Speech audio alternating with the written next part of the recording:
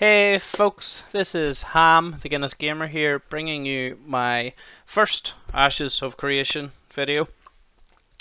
This video is going to summarize the Ashes of Creation June development update that came out there on the 30th of June. The reason why I feel I need to summarize it is it's a 2 hour long video, and not everybody has the time to watch that, but there is a lot of big, very important bits of information in it. So if anybody's been following this game, maybe you don't quite have the time to watch the full video, hopefully this will give you a bit of an update on what you've missed. So let's get right into it then. My first thing I'll say is this is a game that I am super excited for. I've been following it for a good number of years. I know this is only my first video about it, but it's a game that has replenish my excitement for the MMORPG genre. I think I've seen a few people mention it, but creative director of Ashes, Stephen Sheriff, has even mentioned it himself that for a good number of years it's felt like MMORPGs and the whole genre, the direction it's been going in hasn't been what personally he and the same with myself have wanted. And what I will say about the direction that Ashes of Creation is going in, I am so excited for it. At first I was cautiously optimistic because I've been let down by games before and don't want to overdo it, but every time there's an update out, and this most recent one on the 30th of June, there is no exception to this. Every time an update comes out, my optimism grows and grows and grows. I think the way the studios run and the open access to information is absolutely fantastic, and that's going to continue, and it makes me so excited.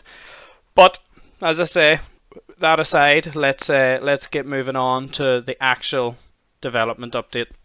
So for this next part, I'm just going to show some of the concept art in the background that was shared on the live stream. Some of it's very very pretty. And the artists do a fantastic job. But I'm going to go through some kind of one-off bits of information about the freeholds before I delve into the real in-depth stuff. The freeholds will be available in Alpha 2, so that's something I'm very excited for.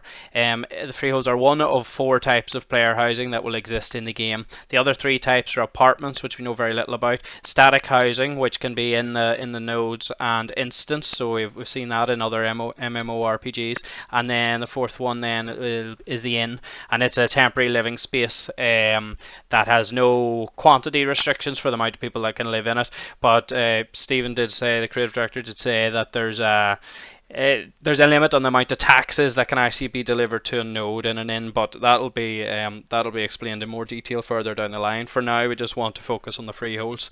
The freeholds are very artisanship and profession linked. That's the best home to have if you're going to be a crafter and a profession user. You know, this is the big one for that. Freeholds are. There are limiting factors for acquiring freeholds, so not everyone's going to be able to have one, which makes sense for how useful they are. Regarding crafting, only one account can own a freehold, but you can share the freehold within your family, which is very useful. So this means not everyone will technically have to own one. Right now the plan is to have freeholds to be 1.5 acres. That can change, as with everything. As Stephen Sheriff mentions a lot, his disclaimer is, and I'm going to use the same one, that this is a game that's in active development, so anything can change at any point until release, but then even after release I'm sure they can change things if they want. Other thing about freeholds then is there's no material upkeep for them, but there are taxes due on the freehold, and you'll be paying them to the node. And the link between the freehold and node I'll discuss in greater detail, but that's one thing that's very important. And I think Stephen mentioned before about the services. There's a high level of upkeep and services for the freehold, or upkeep for the services, should I say. And it will take, I get the feeling it'll take a very active player and a very active family to actually keep that upkeep going. You'll have to be using a freehold a lot. I would imagine you will lose it if you don't keep up with your taxes paid to the node, though that hasn't been confirmed. The last thing then, random point, is you're actually PvP safe when you're in your home footprint on the freehold, but nowhere else on the freehold. Now I'll discuss the footprint on the house and the home and the other parts in greater detail, but that's just a very important piece of information that Stephen shared as well regarding PvP. So freeholds are unique to you. They are highly customizable. You can rotate and place the freehold anywhere on the plot of land. The plot of land is a good bit bigger than the 1.5 acre freehold, so you have a lot of customization where you can place it and what orientation you can have, and that you also have great orientation on the buildings that you place on the freehold, and then even the furniture you placed in the buildings that you place in the freehold. So everything's fully customizable and rotatable. Freeholds provide you with the highest level of processing available, and those levels are Master and Grandmaster. Now, if you remember, processing is the middle element of the Artisanship section of Ashes of Creation. So Artisanship is made up by the gathering and then the processing and then the crafting. So gathering is done out in the wild, obviously, for the most part. Processing, then maximum level, has to be done on a freehold, and then the crafting is different in that the maximum level of the crafting actually has to be done in the nodes. So it's quite sensible that it's sort of forcing you to forcing footfall to be on both the freeholds and the nodes. You know, neither of them will be ghost towns. So I think that's very, very smart of the dev team. Then the last thing about freeholds to say here is businesses then can be placed on the freeholds as well, such as the Tavern. Now we will get into businesses and specifically the Tavern a wee bit more in depth later on, but it's just another fairly complex but fantastic feature that freeholds have. So I hear you ask, how do I obtain a freehold?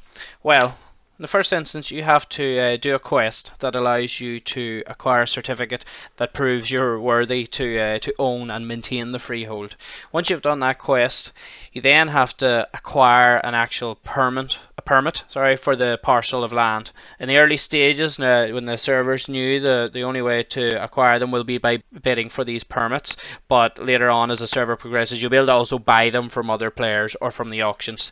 There's only one permit per account at any one time, so you'll not be able to own more than one unless you sell. You know, if you sell off your other one, you can get another one, but you can't have more than one at once. I believe it may also be possible for bosses and things like that to drop the permits, but that hasn't been confirmed. But I think they're leaving it open to maybe adjust that in the future to allow these to drop more often. But ultimately they plan on there being a regular source of permits and blueprints, although I haven't got the blueprints yet, in the open market, so that there's a bit of a real estate market happening throughout your server at all times, which is a great dynamic as well. You can only have, as I say, one permit per account at any one time. The permit gives you ownership of one predetermined parcel of land within a node's zone of influence.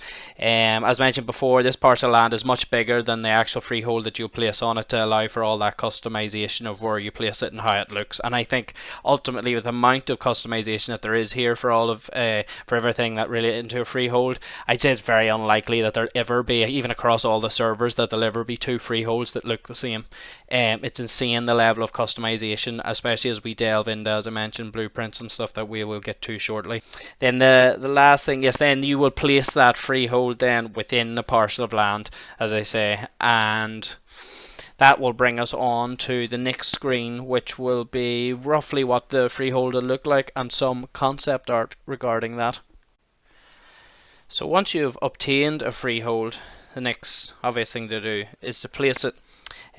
Once the freehold is placed, it'll only have a storage shed on it. If you see number 3 here on the screen, the shed, and it looks like from this picture, it looks like you'll have the shed and then maybe 5 empty plots, but I'm sure that's very much subject to change. In fact, from reading between the lines, and this is yet to be confirmed, but it does seem to me personally like maybe farmland and livestock and such may not count as a plot. But as I say, that's to be confirmed somewhere down the line. The storage shed, the importance of it is it holds the materials that you use to upgrade the empty plots, so that's why the freehold starts with that. You then have to acquire blueprints for each plot upgrade. The first upgrade is always the house. The blueprints will be accessible in several ways. You'll get them through questing, buying them from auctions or players. You can get basic ones from vendors, and you can inscribe some, and you can also get some as drops from bosses. Now, when I say basic blueprints, blueprints have buffs on them, and they also have a race that can change the skin of the building you're actually placing. But regarding the buffs, I would presume the basic ones will have very little buffs that you buy from vendors, but if you have a high level of your inscribing, you'll be able to inscribe really, really good ones, and then there'll obviously be a big market for those, for buying a smithing building with a very high chance of, or very high yield, say, of smithing weapons, or maybe a higher chance to get good buffs on them, or there's lots of room there for what they want to do. But so you get better and better blueprints, and obviously your freehold ends better and better based on those. Once you have a blueprint, you just use it to lay the construction side of the plot, and again the same with the freehold itself. The blueprint, the plot that you're putting down, or the building, you can rotate it, and there's a lot of customization there and where you can place it as well. And in fact, a big part of the freehold seems to be your space management when placing them, and also your decision of what actual blueprints, what actual buildings to build, because they're limited too. So you really have to choose wisely what you're going to do and how that ties into your player character, and maybe the different professions that you're looking your character to excel in. Also, then once you've placed the construction site with a blueprint, then you have to go and acquire the materials needed to actually build it, and then you have to bring those materials to the freehold. Now, it's going to need a lot of materials, and you can bring them by hand, which sounds like it'll take a few trips to your freehold, or you can utilize the caravan and the mule system to actually get them to your freehold. And obviously there'll be more information on the caravan system to come in the future, but that sounds like a great way those mechanics will actually interact with each other between the freehold and the caravan system. Then the last thing you do then is you start the construction, and you'll complete the building. Now, as I said there, the first building is normally the house, so I'm going to move on to the different types of house that you can get in the game. So housing then is split up into 3 different sizes of house, as shown on the screen here: small, medium and large. Larger housing takes up more space on the freehold, but allows you to place more furniture. Now there's a trade-off regarding that, because furniture isn't just cosmetic. Furniture, you can have the likes of a cooking station in your house, obviously for cooking food. You can have buff furniture that benefits you in many different ways. You can have, for example, buff furniture. A bed gives you an XP bonus when you have it and you sleep in it. So that's useful. So you obviously want as much furniture as possible, and therefore you might be inclined to go for the larger house. However, the trade-off then against that is that it takes up more space, and it will reduce the amount of space you have for farmland and maybe even other plots and such. So there's going to be a constant, as I mentioned earlier, there's going to be a constant battle of space and what you need and what you're prioritizing, because your freehold can't have everything. In fact, I feel like it's not even going to be close to having everything. So there's going to be a lot of thinking have to be done in these plots before placing them. Now, I do believe that you can, if you make a mistake, you can take one down and replace it with something else. You can possibly even change the size of your house, although the fact that it is the first building that might go down there, you may not be able to once you have other plots. But again, that hasn't been confirmed. That's just me kind of reading between the lines. But either way, what you would lose then if you're bringing down a plot to put a different building there, you're going to lose the materials and the effort that you put in. So you really don't want to be doing that if you don't have to. A couple of other things that I haven't mentioned yet then as well is the freehold can be destroyed, and that's going to be linked to the node destruction and the PvP and atrophy events that may or may not happen to the node that you're linked to, that you're within the zone of influence of. The window for destruction will be linked to the durability of the freehold, if that makes sense. So it will be possible for it to be destroyed in that window, but if you maybe get a gang together to help you defend it, you should be able to defend it as well. How often the destruction can happen depends completely on the diplomacy and the volatility of the server that you're in.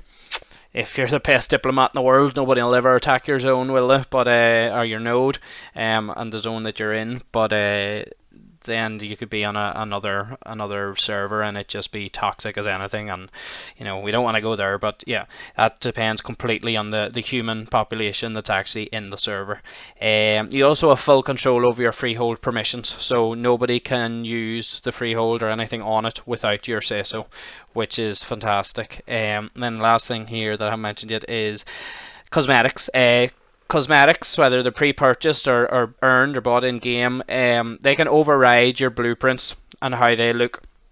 They can also cover multiple buildings on the freehold, and Ashes of Creation, the dev team aren't too strict about that. They say that an artisanship building blueprint can cover any artisanship building, and not just a smithy, for example, or a business blueprint can cover any business and not just a tavern. So obviously they're making it easy for you to make your freehold look all in tune with itself. Not to have 5 different architecture styles across 5 different buildings is fairly easy for you to get them all the same architecture style, which could potentially look awesome if you've seen some of the artwork for it. The art team are doing a fantastic job on that. So next up we have businesses. Businesses will be obviously able to be built on the freehold. They are separate from the artisanship and the crafting building, so it's a different system completely. And what businesses are is they are to provide services to the freehold, such as ones that Stephen Sheriff has mentioned. There is taverns, which I'll get into in greater detail shortly, and market stalls. Now there'll be a number of others, I'm sure, but those are the only 2 that have been confirmed to date. Now, market stalls just are what they sound like. You'll be able to sell your own goods to other players through them, and as I say, taverns we'll get into shortly. Now the freehold owner will control the permissions to the businesses, so you can allow whoever you want into, presumably your guildmates, maybe your family, and of course that brings another social element to the freehold. You'll also be able to set the prices and the services and everything, so there'll be a lot of control, it seems like, over each of your individual businesses. Now, the tavern, this is the first business that we've been given a sizable amount of information about. What we have in front of us here on the screen is an upgrade tree, and this will allow to a high level of specialization for each of your businesses. In this example, in presumably for all the businesses, you're not going to be able to have all of your tree unlocked. So as I say, it's quite specialized. What you can do is you can respec the tree if you don't like the branch you've went down, but presumably you'll end up losing the resources that you've used. You see your construction cost there on the left hand side. I presume you will lose all of that or half of it. That hasn't been confirmed yet, but if you're respecing, then I presume you'll lose them.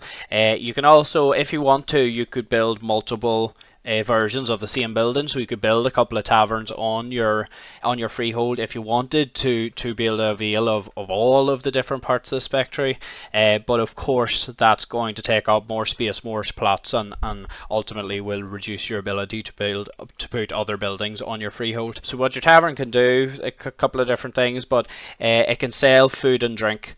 It's one of these branches by the looks, presumably the one with the knife and fork and spoon there.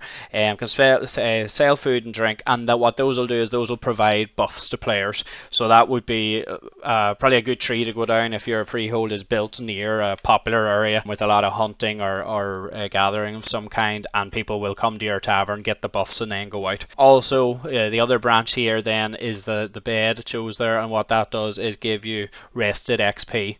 If you see their services provided on the left hand side, rest experience gain rate is increased an additional 20%. Also the max amount of rested experience is increased by 30%. So those are the 2 different branches that you can go down in the tavern. And you see there in construction costs, as mentioned earlier, each upgrade has its own construction cost, and it has its gold cost, the permit cost there at the top.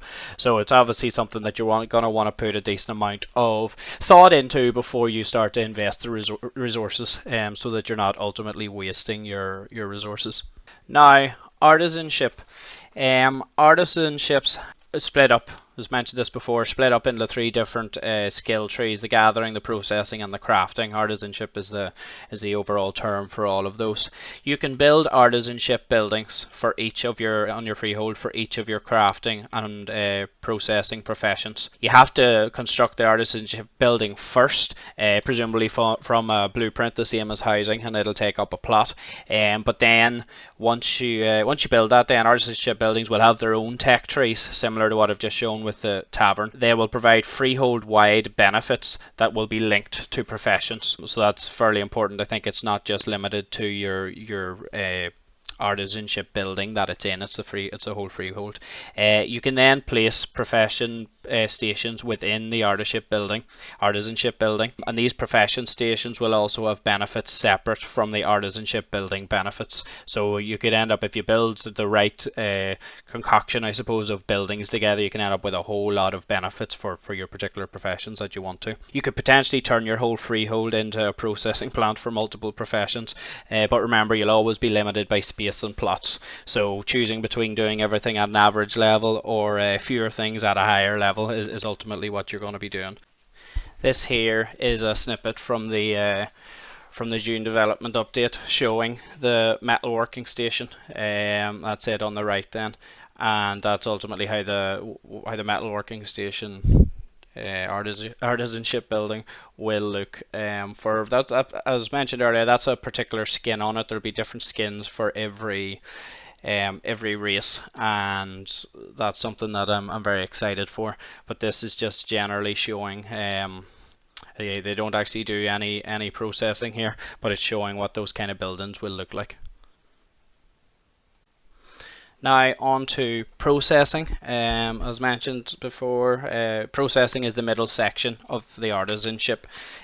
Each processing profession has 4 processing stations that unlock as players level up that profession. All 4 will still be used at the master and grandmaster level, so I like that. None of it becomes obsolete. There is a fuel system involved for running processing stations, as well as the resources needed for the production. There's not just one resource called fuel either. There's lots of different resources will be usable as fuel, and some are more efficient than others. There'll be a gameplay element there in working out your efficiency and trying to keep your costs down. You can also use multiple types of fuel in one production, and you can also obtain refined fuel that will be more efficient. It's unclear whether this will be craftable or not, but again, it sounds like there's going to be a whole load of options for fuel and that element of processing, which I'm very, very excited for. Also, just while I'm mentioning processing, there were some wee things dropped about gathering as well in the live stream. The first thing is, well, gathering, as I mentioned before, it's the first section of the artisanship then, and the gathering professions are going to have 3 tools, each coming online as you progress through your profession. The different resource types will require those different tools, so it sounds like if you're going out to mine, for example, like you're going to have to bring all 3 tools with you, and depending on what you come across, then you'll be able to mine everything that you need to be able to. And each of the tools as well, they all have stats and bonuses attached to them, and presumably the likes of buffs to increase yield and such. So again, that's a great addition. I think I'm a big gatherer. If you haven't guessed, I'm very passionate about this part, or a big profession lover when it comes to MMORPGs. So another thing that's been announced here or revealed is the Lumbermill building. So this is again showing a tech tree similar to the Tavern earlier. I noticed this tech tree is tier 5, the Tavern was only tier 2. I don't know whether they're probably not finished. I imagine there's going to be some more fleshed out there for the 2 of them, but this certainly looks a lot bigger than the Tavern. Now, what this allows you to do again is a high level of specialization. You specialize to what you want, really. Seems like there'll be options for efficiency, for yield, for maybe different procs when you're processing lumber here.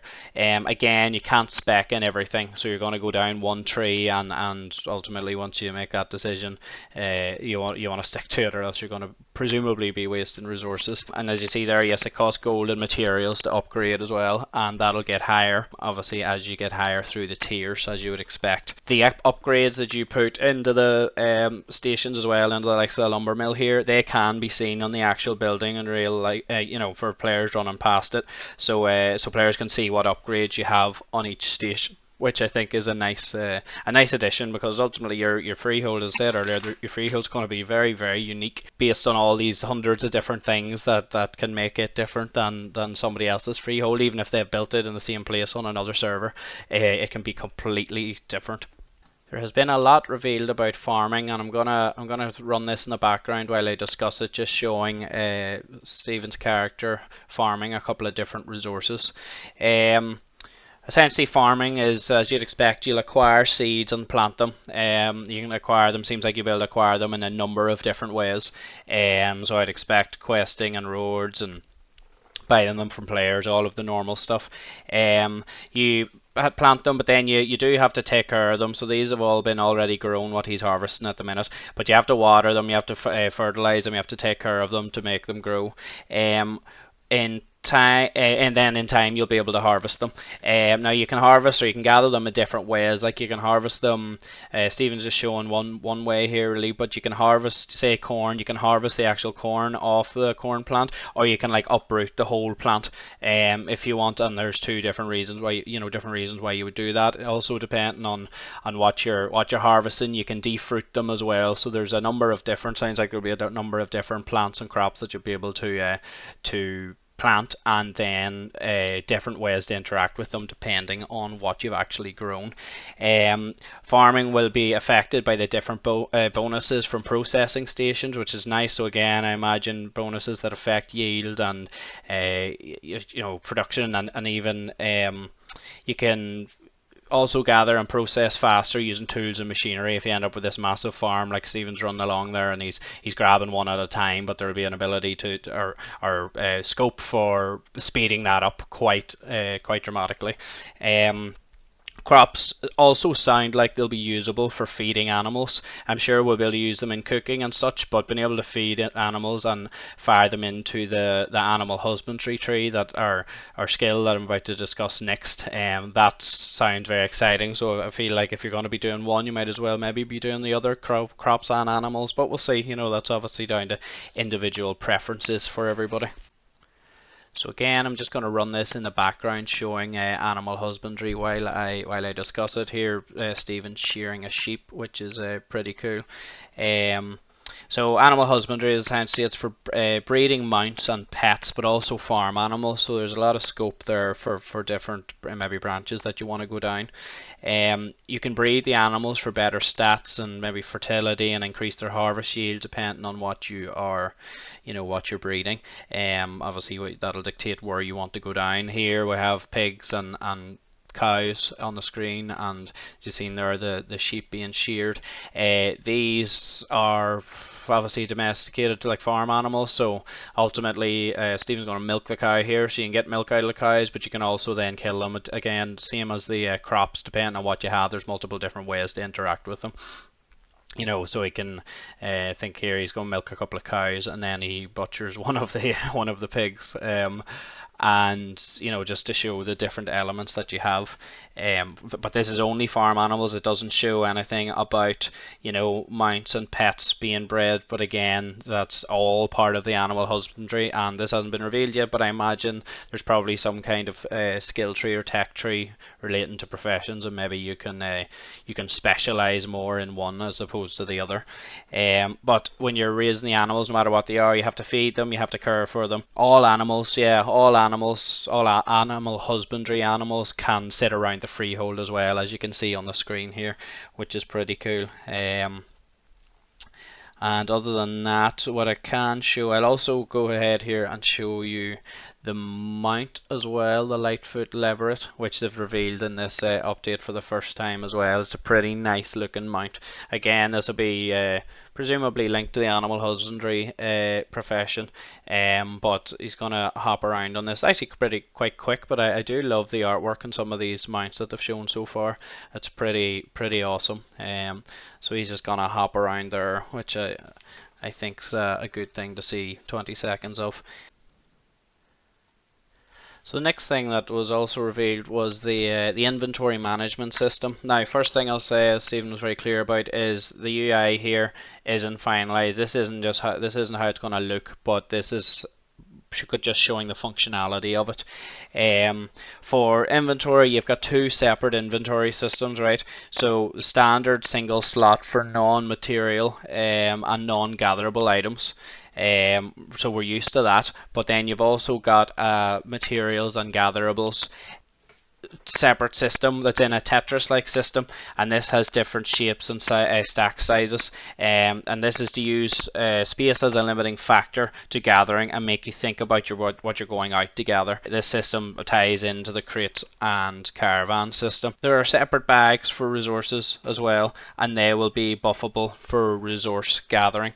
So essentially, it seems like a system to really, when you're going out to I'm paraphrasing what Stephen said here, but when you're going out to gather, you're not going out to gather everything. You decide before you leave your freehold or your home that you're going out to gather mining, or going out to mine and gather ores and stones, and you set up your bags presumably in such a way that it lends itself to that. And if you go out with those bags and you start chopping trees, you'll end up being quite inefficient because they won't stack into your bags as I say as efficiently as it would when you've got mining bags. Obviously you want to be putting your ores and your stones into them, and that's tied into the sizes, the stack sizes, and the shape as well of the items that are going into the bags.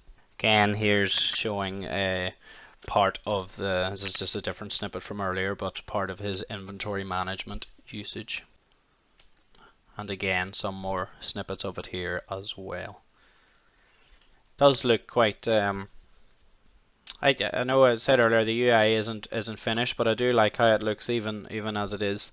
I've played some games where it's like a Tetris-like system, and it does give you an element of thinking to what you're doing and what you're gathering, and how to efficiently carry them. So you see him, Stephen here, he's moving all of the crops and eggs and such that he's harvested across into a storage box, which is fairly self-explanatory when you're looking at it. This snippet here is just showing Stephen running around the freehold, just to give you some. I know I haven't necessarily shared an awful lot of the moving images of the video parts that they've shared, so just giving you an idea here of what it will actually look like. If I scroll forward here, then we'll also be able to see the inside of the house, which is well worth looking at. So that's him running into the house and how it looks, and it's quite large. I don't know, they didn't actually mention whether this is a large house or not, or a medium or a small. It seems quite large to me, but I'm not sure which of the three it actually is. And then last thing here, these jumps into bed at some point just to show you that mechanic as well. This is him, yeah, as I say, jumping into bed and getting his rested XP for the next time he logs on, which is, again, it's a good use. I like what they've mentioned about furniture and about the different buffs you'll get, and there will be furniture that's not going to do much, like that chair in the background. I believe you'll be able to sit on it, but it's not going to give you much. But the likes of beds and a few other items of furniture will be important, and you will find yourself using them. It's the kind of thing often in games that you just place furniture and you do it for points, but you never actually use it or anything. But I think that's pretty cool that there will actually be buffs and benefits to using various pieces of furniture. The last thing here that I'm going to show then is just the art updates for the game. I think they always deserve their moment in the spotlight. Some of them are fantastic, and you can see just when you see things kind of broken down into this small element, that's what those pair of shears. You realise how much effort it must actually go into a game like this, because there's artists, full-time artists employed just to do this concept art for all these things, and then modelers actually model them, and then they actually get put into the game. And these are just chickens, or things that you'll not concentrate much on once you've seen them once or twice in the game. You'll just run around and you'll de-egg them, and that's it. And there's some angry looking, I think someone's called a crabfish, or as Margaret called it, a crabfish. But they're that's pretty creepy looking, I'm not gonna lie. But as I say, the artists deserve their credit for all this, and that is one freaky looking mount. I would not want to be on the end of, well, his claws or his bite, but most specifically those, whatever those are. They look like they're carrying poison on the end of them, that's for sure. Pretty sharp. He's definitely a mount I would go for, though. With a dark, roguish type character, would be pretty epic. But as I say, I'm just going to let this run through for the next couple of minutes and show the artwork. Again, there's a fairly roguey looking character.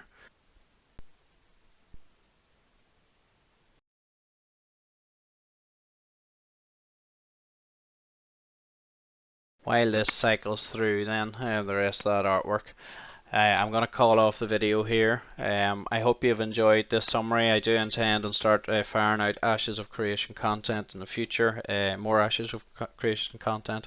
Very excited for this game. I'm hoping for a release date at some point next year, but we'll see. I do like what Stephen Sheriff and Intrepid are doing, in that they're not actually promising a release date. It's a wee bit frustrating because you want to have a date to look forward to, but I much prefer they do that as opposed to, you're getting a couple of months away from the release date and then them having to delay it by a number of months or something, because that has happened a lot, as we all know, in the past, and is extremely frustrating. So I think the community tends to think that way too, because we've all been let down so many times, and I think what Intrepid are doing is very smart, and a lot of other companies could actually learn from their marketing strategy. Because even though I want to play this game now, I'd much prefer that I wait until it's fully fleshed and ready to be played, because we all know if a game's poor on launch, that's difficult to come back from. You really lose love for it immediately, because you've had so much excitement and you've been so psyched for it, and you feel let down then. And no matter what subsequent updates do to the game that could completely fix it and make it unreal, you've always got that bitter taste in your mouth from the launch. And if you're anything like me, I actually really struggle to go back to games, even when they've been terrible on launch, even if people tell me they're much better now. So what they're doing there is, thinks very intelligent, and I hope they stick to it. But again, I'm itching to play it. I'm waiting patiently for Alpha 2, and a lot of these Freeholds in particular, but a lot of the things that are going to be in Alpha 2, like, I cannot wait to play test and share my thoughts on them. But as I say, while that artwork is that lovely Polynesian dwarf mix is fantastic. But yes, while that filters through the artwork, I just like to say thank you very much for watching my video, and if you've enjoyed what you've seen, give me a comment underneath. Of course, go for the normal like and subscribe if you wouldn't mind. But as for that, thank you very much, and I'll see you in the next one.